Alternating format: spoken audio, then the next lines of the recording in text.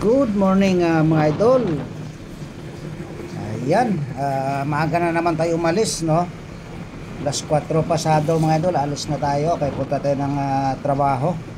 Ito yung buhay ng isang worker, no? Kailangan natin magising ng maaga para lang tayo maaga din na aalis. Dahil kung maabutan nga na alas 5, alas 6 mga idol, talagang tendency, traffic na yan, no?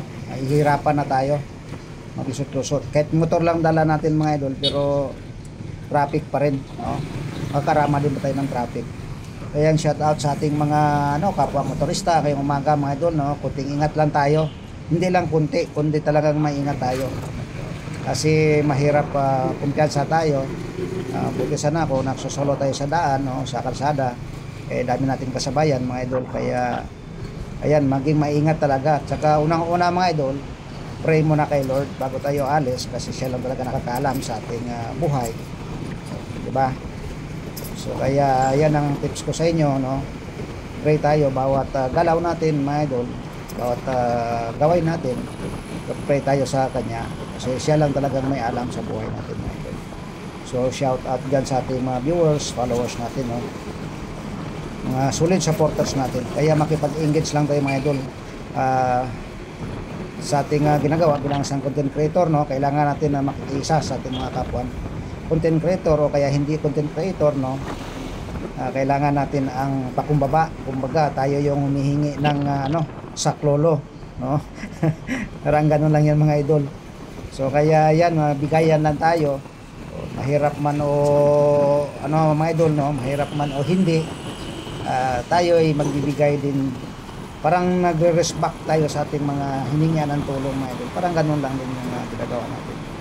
So maganda yung makakatulong din tayo ng kapwa mga idol, no? Magaan sa ating kalooban.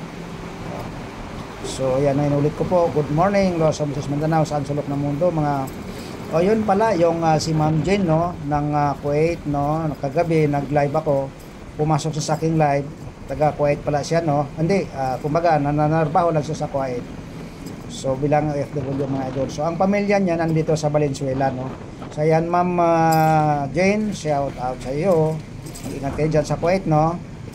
At isipin nyo lagi ang pamilya nyo.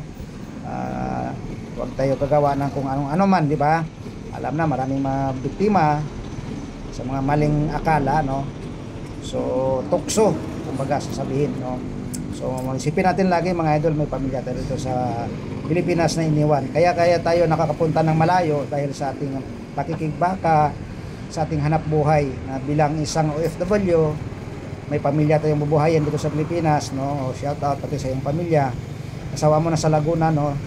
Ayan mga idol, si Ma'am Jane kagabi, no, naging viewers ko siya sa live ko. Thank you for watching mga idol.